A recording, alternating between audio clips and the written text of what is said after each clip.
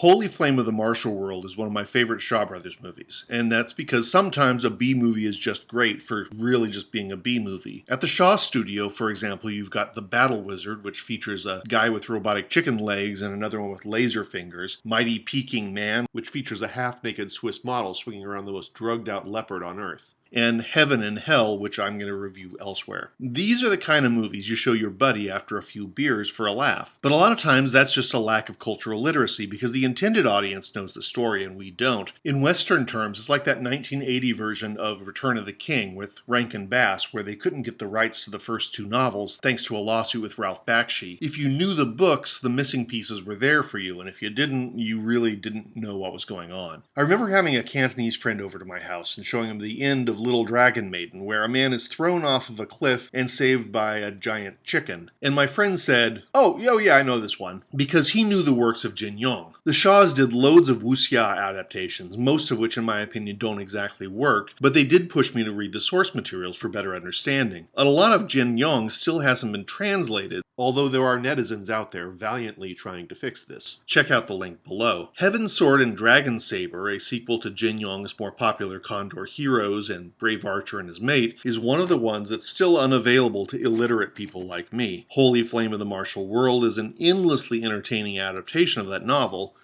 but really only to bits of that novel. In 1978, the Shaws did a straight-up adaptation of Heaven, Sword, and Dragon Saber in 2 parts, and it's pretty much incomprehensible. Tons of scenes are crammed with unnecessary exposition, and even with the full thing clocking in at 3 hours, it moves really fast. The titular swords don't even make an appearance in the first of the 2 movies, which is why, when they made Holy Flame a few years later, I think it was great that they just tossed out the entire novel. It's actually more based on a black and white fantasy version from 1965.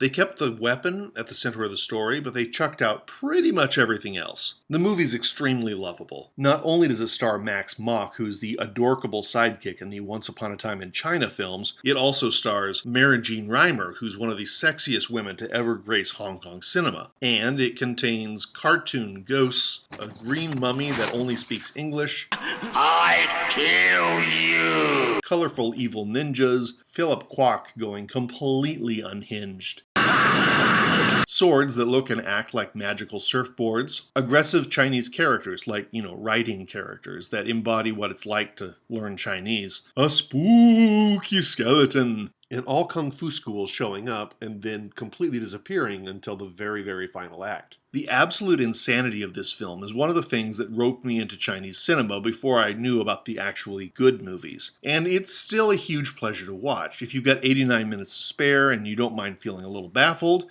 this is a good place to start.